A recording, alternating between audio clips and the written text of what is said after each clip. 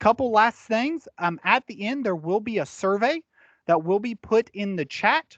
So please make sure you fill the survey out. It helps us know what you guys want, what you guys need, and how we can best serve you from the State Department. All the handouts and the presentations will also be in the chat. So as we go through this, anything that we share will be in the chat. So please take advantage of that. Last but not least, please stay after the presentation.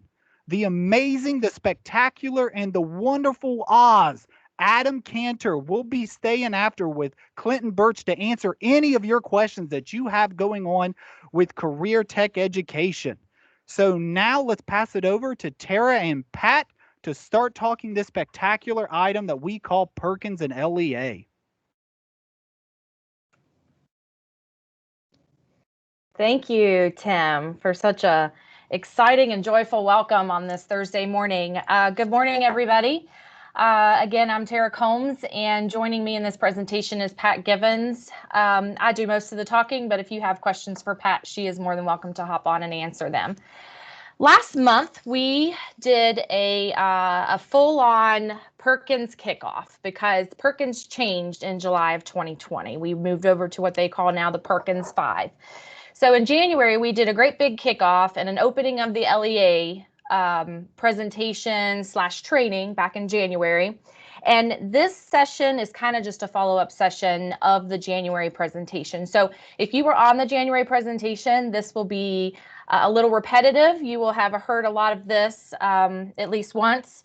Sometimes people like to hear things more than once. So, you know, by all means, stick around. You might learn something new. I know I do.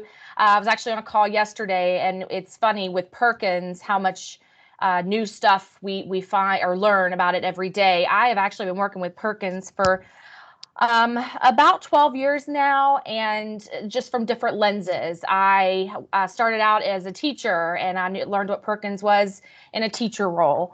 And then I was in an administrative support position, so I learned a little bit more about, you know, the career counseling and a little bit more about the LEA. And then I became a director, of which I was fully responsible for the LEA and the implementation of CTE in my county. And then I come to the State Department and I see what Perkins looks like from the state viewpoint. And so therefore I have worked with Perkins for a long time, but then Perkins all changed. In July 1st of 2020, we rolled over to the new, what they call Perkins 5. And with that came quite a few changes. I'm going to go ahead and share my screen. I have a PowerPoint here, which will be shared in the chat, so that you can print it out and make note, or just follow along and then go back and watch the recording and make notes, or, you know, however you see fit. So the very first thing I'm going to talk about is what those big changes are.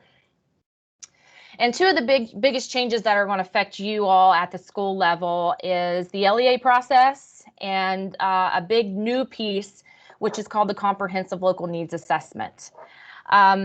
We are doing things a little backwards. We are focusing on the LEA process and getting it updated because we are in LEA season right now.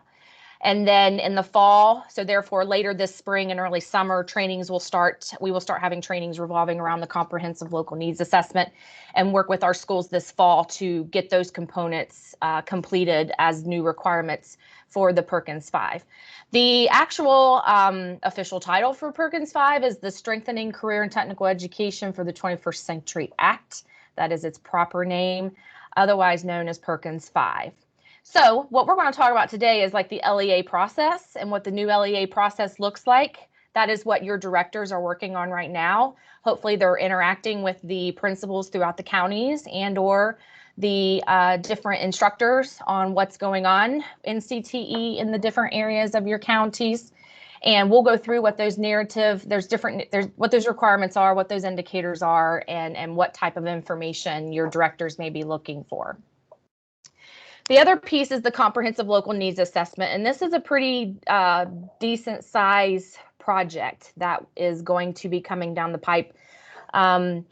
Perkins 5 now requires that you have a stakeholder team of like a leadership team.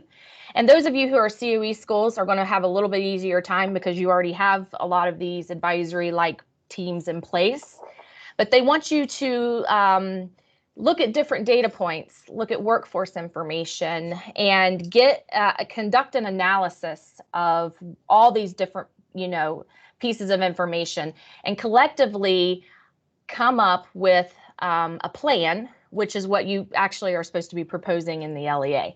So more to come on that. I'm not going to spend too much time on that. There are a few things through the LEA application that you will have to sort of reflect on, that like you have done as through the comprehensive needs assessment. We know we haven't done that process formally, but the components that are involved in the comprehensive needs assessment, you all have been doing, maybe more at a local level instead of looking at it collectively as one, larger project. So we'll get to that later. I won't spend too much time there, and we will move forward. So there are 9 components of the LEA. Most of us have been always referred to the LEA as the LEA Plan. It is now called the LEA application. To stay consistent with current legislation, I'm going to try to use what the new current terms are, such as Comprehensive Local Needs Assessment and the LEA application.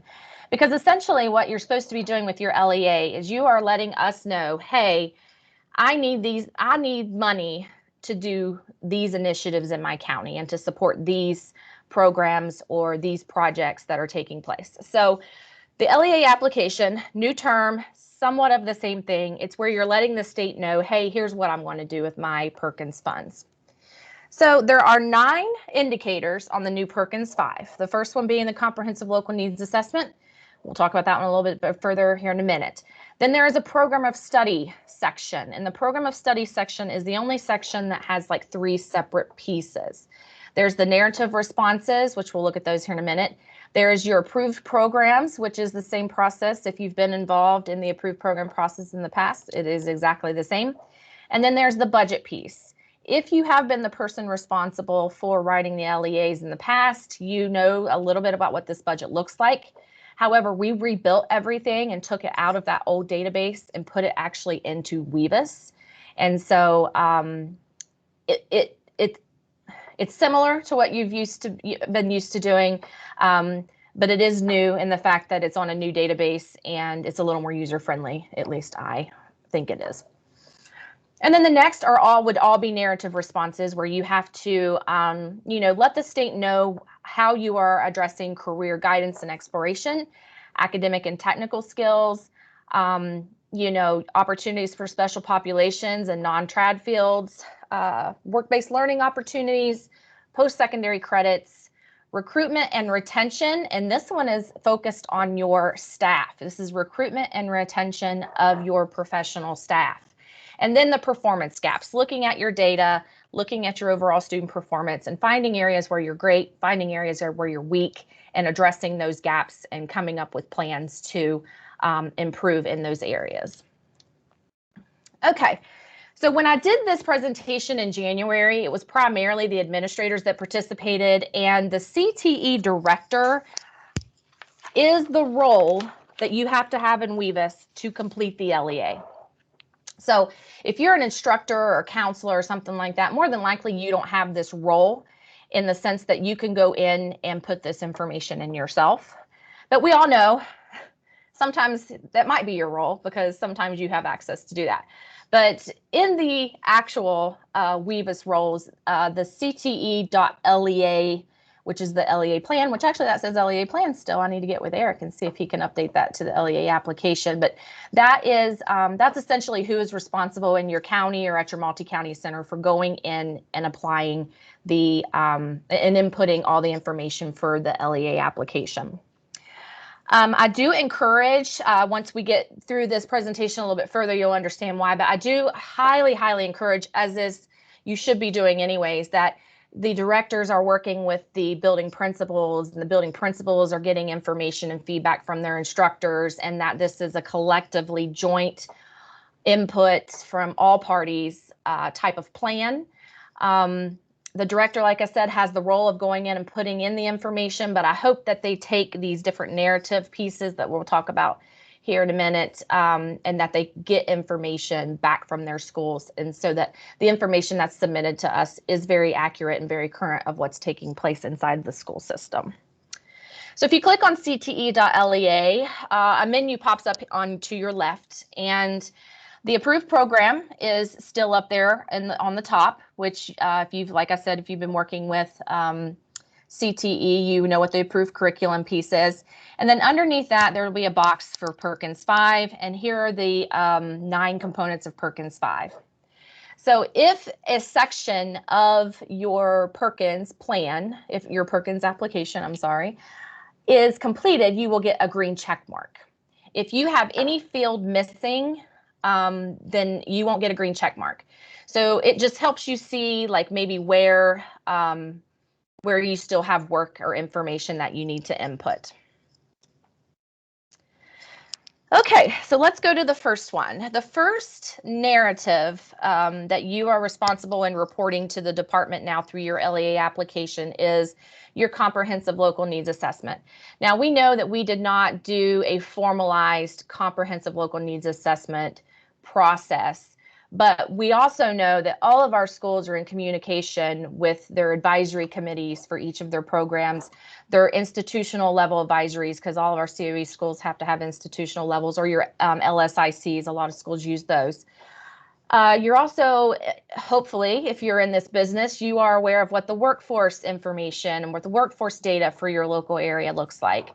So for the sense and purposes of this year, that's the data and information we want you to look at when you are reporting on your comprehensive needs assessment. So the first indicator here, like I said, is the comprehensive needs assessment. And what you have to do here is there are 2 prompts. You have what are the identified priorities and what are the identified gaps. So you're going to look at your data, you're going to look at your workforce data, you're going to look at your feedback from your advisory boards, and you're going to look at your performance data. And I know our performance data from last year is pretty much non-existent because none of our students took the NOCD, none of our students took the state assessment. So you may have to go back to the year before and just look at areas that you performed well and areas that you are weak in, and then look at those and come up with some strategies on how you can improve. All right, next indicator is the program of study. Let me check this real quick, guys, just in case it's somebody here telling me something's not working correctly. No, it is not. Okay, so the next indicator is the program of study indicator, and it is the only multi-part indicator that we have in the Perkins plan. So this indicator includes the approved curriculum components along with the program of study components. And the program of study components are your budget and the narrative. Each of the 9 indicators have narrative responses with them, which just simply means you're going to tell us, how you are addressing that indicator. So for program of study, like I said, it's a multi-part, and on the left-hand side of your LEA screen, you will see the approved curriculum on the top, and then next under the needs assessment is where you'll find your program of study information. If you have been with us for a while, you know what the approved program tasks look like for those instructors and stuff who don't typically see this kind of information. Here's what your directors and principals have to go in and do. When you click on the approved programs, you're given, this is what your screen looks like. And the first tab you have here is program of study. So in this first box are all the programs of study available to a school. And on the right hand is the approved curriculum that you are offering. So if you are going to be offering plumbing, you would click plumbing, and then you're going to click this arrow and it will move plumbing over to your approved curriculum. If you are removing welding, you would click welding right here, click the arrow that sends it back into the pool, and that will remove welding from your approved program list.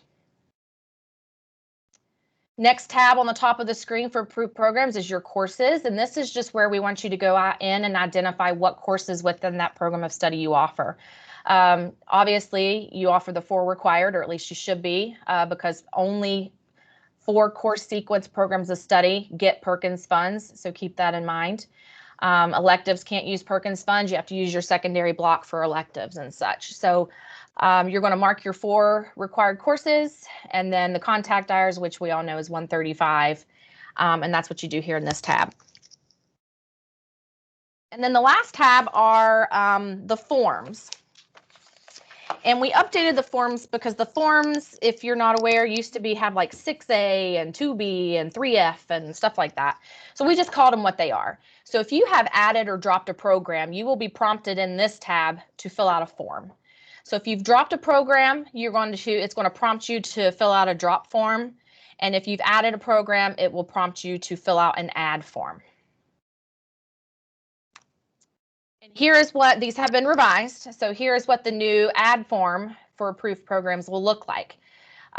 It will populate the top, I believe it populates this for you, and then you fill in the boxes. So the first section wants to know, how is this program supported? So we want to know that you've interacted with your workforce board, you've interacted with your advisory board, you've interacted with you've done surveys for student interest, that there is a need for this program at your facility.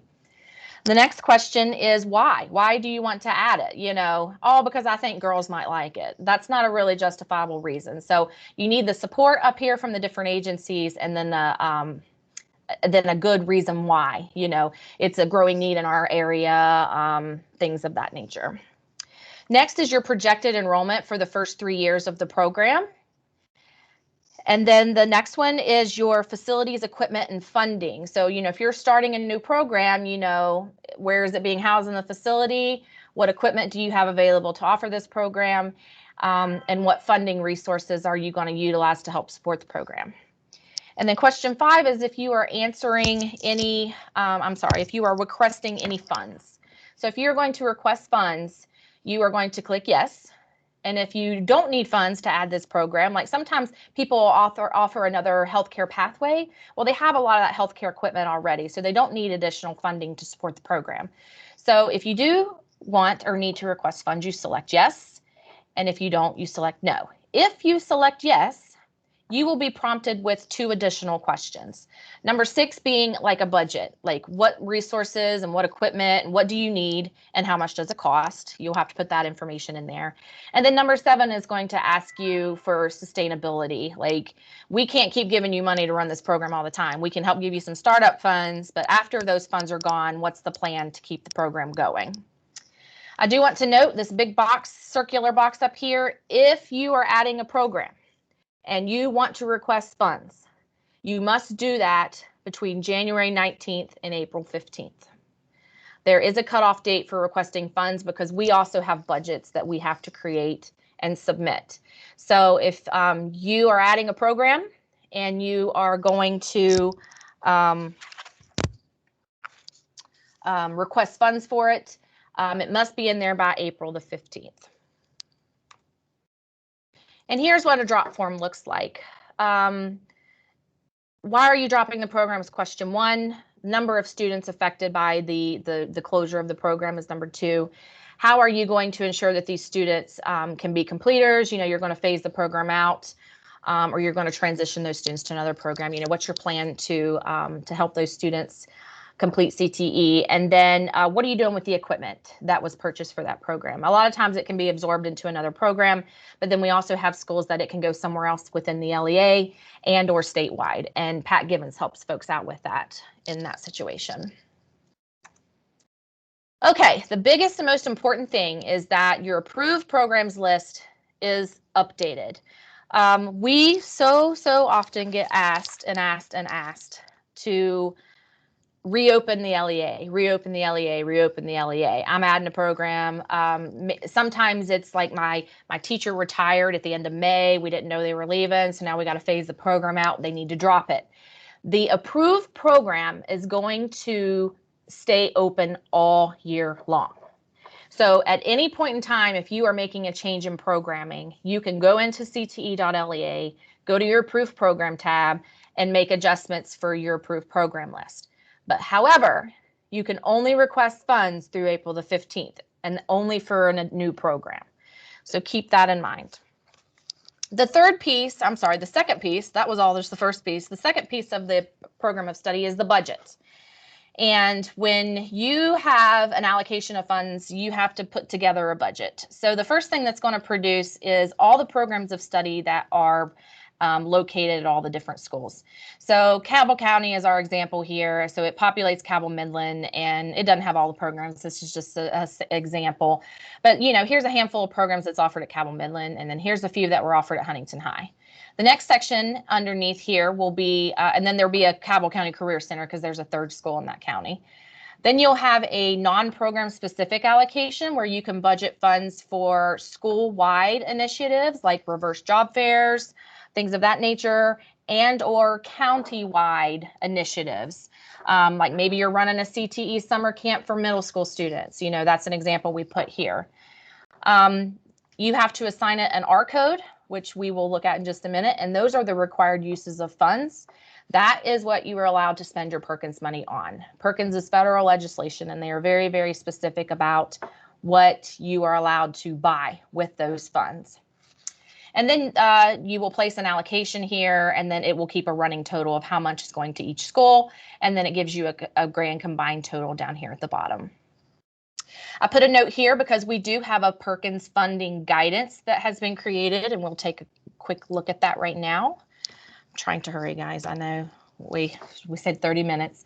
So here's our Perkins funding guidance, and it's just a resource that we created.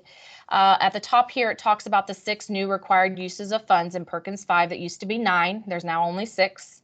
This middle section talks about just, you know, being a good steward of the money and doing what you're supposed to with it. And then the bottom, which is very important, is supplanting. You cannot use Perkins money to pay for something that the local school already pays for other programs, such as things like desks. If they put desks in the science classroom and they put desks in the math classroom, then they have to put desks in the CTE classroom. Also, if they pay for the science teacher, they need to pay for the CTE teacher and things of that nature. And those are real specific questions. You can always shoot me an email and I can give you additional guidance on those particular situations. The next thing in the funding guidance is just some examples, and these are just examples. They are no way, shape, or form is this list all-inclusive. It is simply some examples of an expenditure, what you could possibly use Perkins Fund to pay for in regards to the expenditure, and what you are definitely not allowed to do. And these are just kind of some common, the more common questions we get for equipment and things like that. Like one example here is you can buy equipment for your HVAC program. As far as the instructional learning, this is equipment that needs to be in those programs to help students learn. But you cannot like repair the HVAC in your school. So these are just kind of examples. And once again, it's not all inclusive. If you have a question, just send me an email and we will get you a definitive answer. And at the end of this document, or what I recall, I was talking about the required uses of funds, and there are 6 of them. And under each of these required uses of funds are a particular fund use. So like I said, you know, a lot of these people are going to do R5s because a lot of you do, you buy industry equipment, and that is an R5, and that's letter D right here, equipment, technology, and instructional materials. So this is a good resource if you want to know or get an idea of what you can and can't use your Perkins funds for. And if you ever have a question, please just give me a call and I'll be happy to help. And the last piece of program of study are the narratives. There are 3 questions. There are 3 narrative questions that also go along with the program of study. And you need to come up with responses to that based on what goes on in your schools.